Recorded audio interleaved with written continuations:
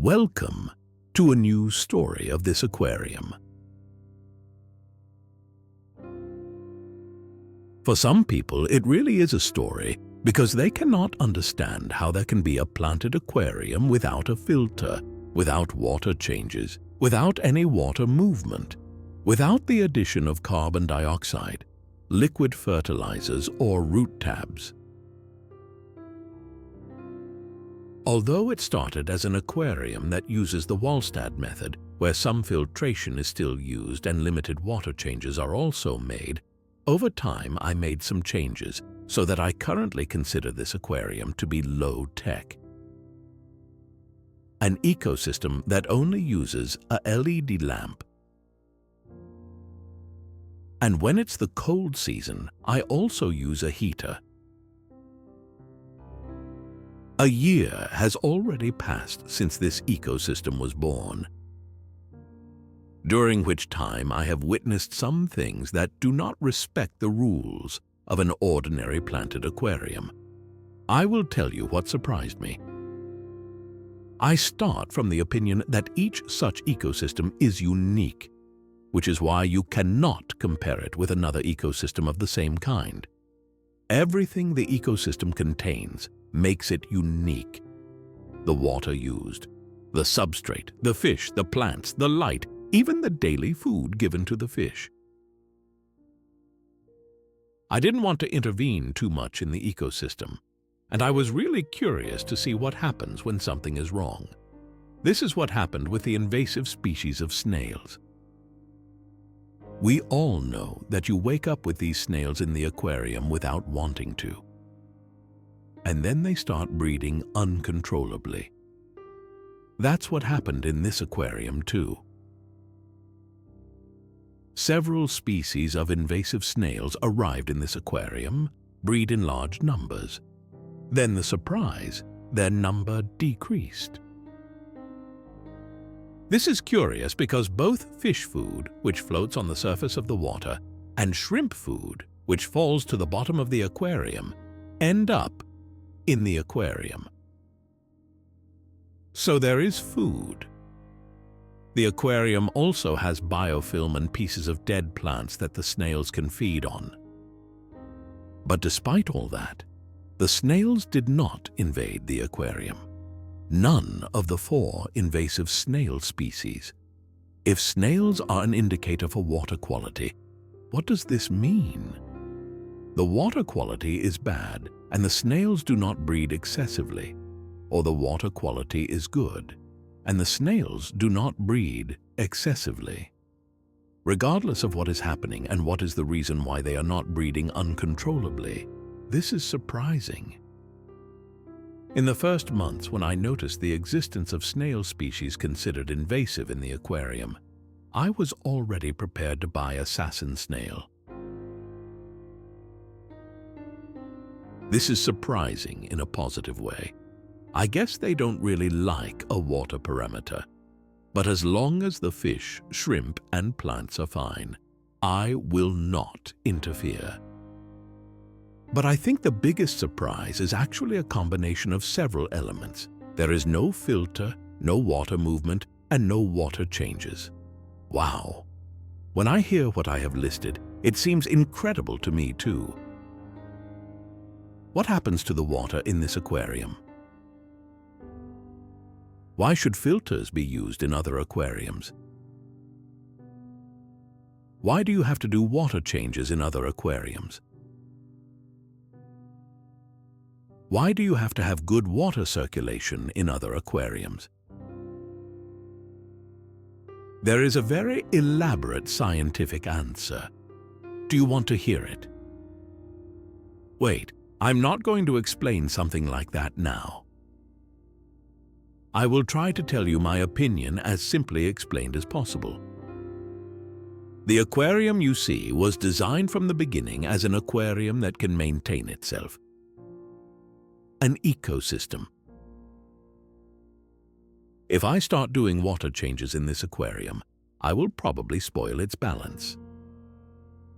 The ecosystem is set to keep alive with the water it already has. It does not need a filter that works non-stop. or periodic water changes. Incredible, right?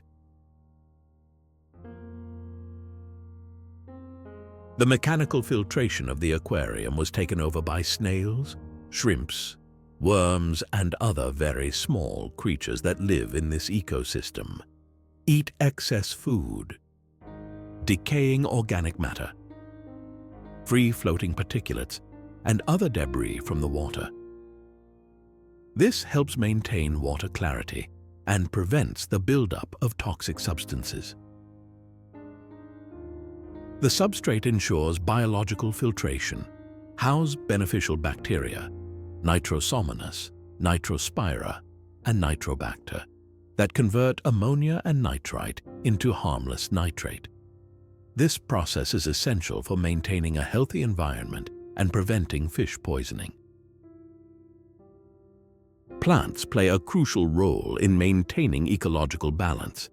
They help remove excess nutrients and waste from water, replacing the need for chemical filtration and promoting a healthier environment for aquatic life. Even if in this aquarium there is no technical equipment to ensure the movement of water, this does not mean that there is no movement of water. There is a movement of the water even if it is imperceptible to the human eye. The ecosystem is full of life, and life means movement.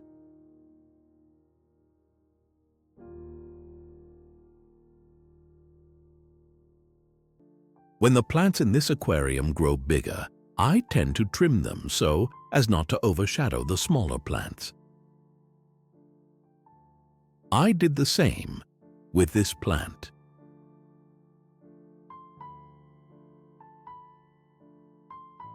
I put the cut plants in this box on the edge of the window. I had a very big surprise when I noticed that the part of the plant trim put in the box on the edge of the window grew more beautiful than the plants in the aquarium. This means that I can still make improvements, light being the most important thing for plant growth. Most likely soon I will discover other small changes, but with a big impact, which will make the plants in this ecosystem have a spectacular growth.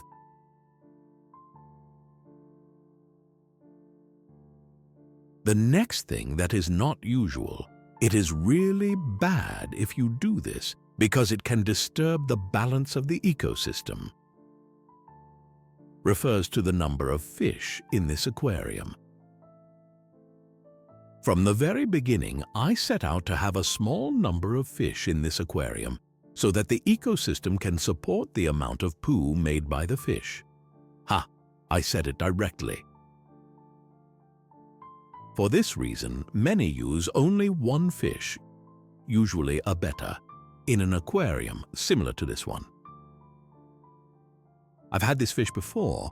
I think it's very nice, but I wanted a species of fish that I've never had before. I'm not an impulsive person, but I bought 20 fish for this aquarium. They are not really big fish, but still, there are 20 fish. The marketing of the ones from the store where I bought them worked. On each aquarium where there was a species of fish, it was written that they feel better in groups of at least X fish. This is what convinced me. I thought about the psychological element of the fish, even if the environment in which they will live may not be perfect.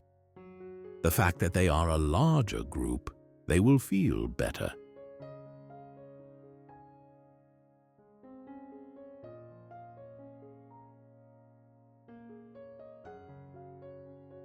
Another impressive thing about this aquarium is the fact that the last time I wiped the aquarium glass on the inside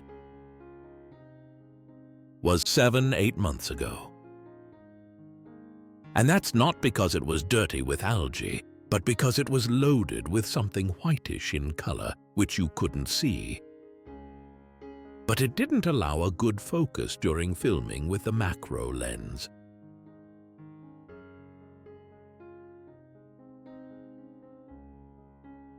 The fact that there are no algae on the glass of this aquarium is a surprising thing.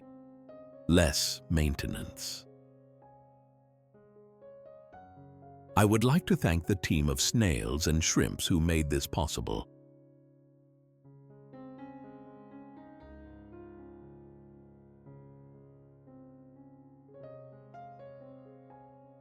In nature, everything has a beginning and an end. This ecosystem does not bypass this rule. It seems that this type of aquarium has a cycle, just like the seasons. Sometimes some plants grow better, then they stop growing, leaving other plants to grow. Fish when they are shy, when they are playful. But what is good is the fact that not a single fish has died since the beginning of this project. Shrimps when I see too many, when I barely see a few. The number of snails is also oscillating. I have many species of snails in the aquarium, but by rotation, one species of snails breed excessively and then stops, leaving the place of another species of snails to breed. If you haven't seen it yet, click here to see how this ecosystem was born.